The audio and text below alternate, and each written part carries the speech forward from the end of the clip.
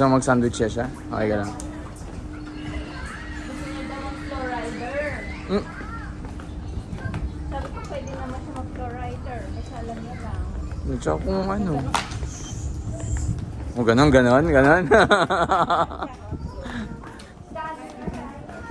Ganon na ako dati pero ilang segundo lang.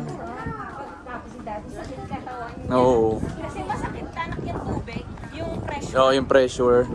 Para kang hambalusin. Parang hinampas ka. Ba't yung lalakad mo sa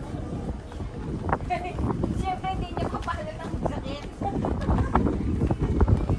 So, wala. So hindi agad yun makaramdaman.